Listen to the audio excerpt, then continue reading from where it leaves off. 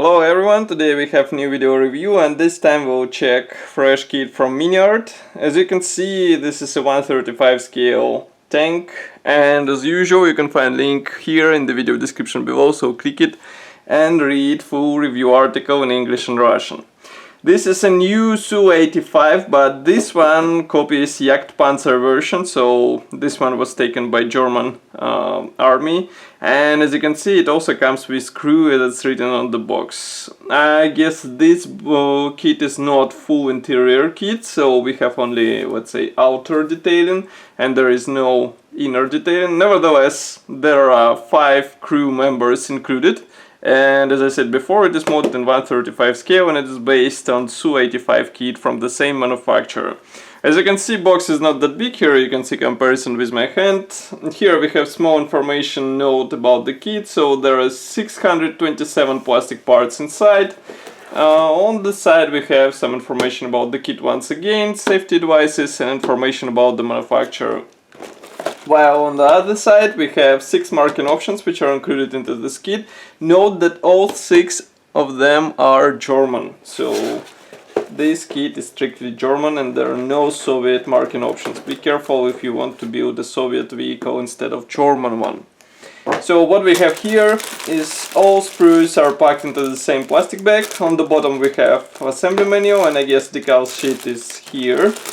So just give me a second and I'll open it and we will check it closer. Actually, I'm still wondering when we will see separately packed sprues in Miniart kit.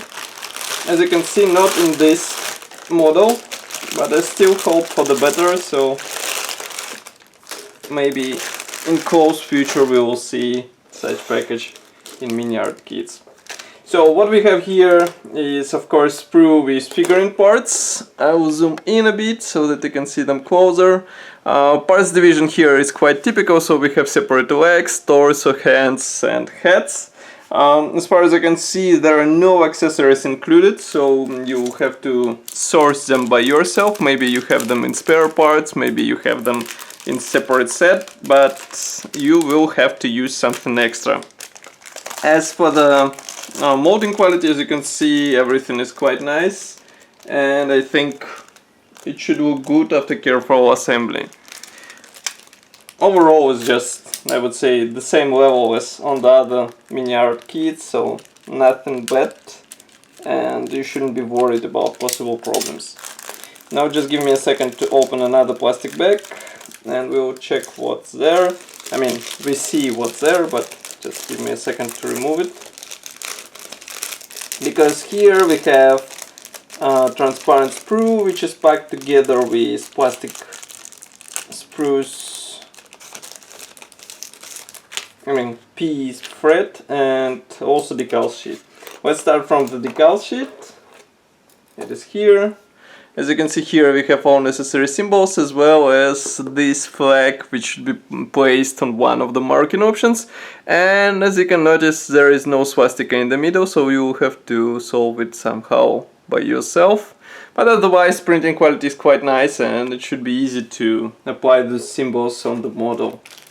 Next we have PE thread, as I said before. Now I need a second once again to open it because it's packed between cardboard, and as you can see here we have different parts for external detailing. Of course thread is unpainted, so you have to paint it, and it can be considered as an advantage so that you don't have to try to combine colors with given on the metal.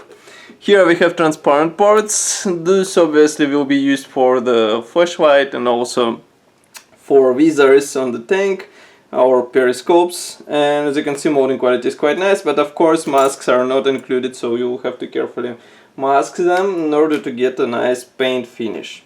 Then we have first plastic sprue which is concerned already with vehicle itself. As you can see here we have different external elements, for example rear armor plate, some parts for the engine bay and transmission cover, and etc, etc. For example stowage bins here. Molding quality is quite nice. Note that attachment points are quite thin, but you should be careful with those small parts because they might be easy to break. And of course then you'll have to glue them somehow.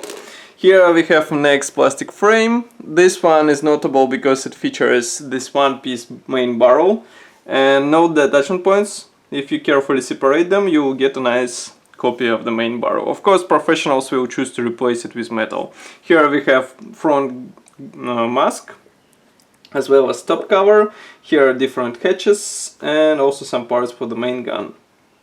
Again, molding quality is on the same level, no bad surprises, and I mean, this quality level should be quite, I mean, that's what you expect from Miniart kits, so it's quite nice and it should be easy to assemble if you have some previous experience with Miniart kits. Next we have another plastic bag, and you can hear it with more parts inside. That's what we have here. As you can see, it is quite wide. Here we have frontal armor plate, also top plate and side panels. All those parts are placed on thin attachment points, so it should be easy to detach them. And as you can see, inside there is some minor detailing, but of course it won't be used because this kit does not feature interior detailing, so you can forget about any internal accessories that should be installed in the frontal part. Next we have two absolutely identical plastic frames. As you can see here, we have different parts for suspension, and overall quality is still on the same level, so nothing surprising, I would say. And if you saw Su-85 kit, it should be familiar to you. Next we have some parts for internal detailing. For example, these are suspension cones which will house shock absorbers, and again I guess you won't have to paint them because they won't be visible in assembled vehicle unless you open hatches on your model. Next we have some thin parts, and those should be can be quite tricky because they're very thin, as you can see, and they will require due care because it should be easy to break them, and then you will have to solve this situation somehow. Now I'm trying to remove another plastic bag. Just give me a second. Okay, so here we have frontal mask for the main gun. As you can see, it is placed on two attachment points. Then we have some parts for the suspension. So we have here road wheels, and we have here idlers, as well as exhaust cover here. And as for the road wheels, we have special position points which should help you with alignment, and you will get a proper position of those parts together. Next we have track links. They are packed like this into separate plastic bag, and as you can see, they are placed on thin attachment points, so you just separate them and assemble them together.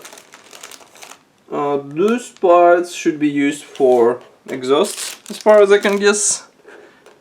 And of course this kit does not feature engine, so you just place this exhaust and they won't be connected to anything inside. As for the tracks, you saw one segment, and here is the second segment, which is placed on the separate sprue, and then you just glue those parts together. I would not recommend to try to get workable version. I mean, of course you can try, but I can assure you that it will be quite tricky. And then we have, last but not the least, large gray plastic sprue, which is dedicated to hull parts. And as you can see here, we have engine cover. Note that there are two versions. One is with special hull for PE parts, and one is, let's say, solid plastic one, so it will be up to you which one you want to choose for your vehicle. And then we have here the main plate, which is covering rear section of the vehicle. Here we have three parts which we will assemble into the lower hull version, section, and of course here you can see special slots for suspension parts, and overall quality looks to be nice. As you can see here, we have again special position elements for internal parts, but internal parts are not included into this kit, so they won't be used. And of course, the thing which we saw on the bottom is assembly manual, which is printed in form of this nice brochure. As you can see here, we have short list of the features which are included into this kit. Then we have straight away marking guide, so that you can choose which version you'll replicate on your vehicle. And of course, parts map. Assembly process starts with the suspension columns, which should be assembled and placed on the hull bottom. And then we have to perform in total 43 assembly steps. Here is a separate guide, painting and assembly guide for German crew. And here we have more marking options. And by the way, here you can see the one which I mentioned, that will have the flag on the main gun mask. So be careful and don't forget to replicate swastika on your flag. And here you can see the 6 marking option which is featured in this kit. So that's all for this video review. I hope you enjoyed it. As usual, don't forget to leave your opinion here in the comment section below. If you like this video and you want to help us shoot more videos like this, press the like button and subscribe to our YouTube channel. I will see you in the next video review. Bye!